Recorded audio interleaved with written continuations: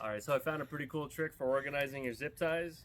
What you're going to want to do is just cut the head off of your zip tie, and then the other end, that's where you're going to pass them through, and it keeps them all nice and organized. So I'm just going to put a few on here, but I really like this trick. If you guys got any advice on what you do with these zip ties, put it down in the comments below, but I mean, check it out.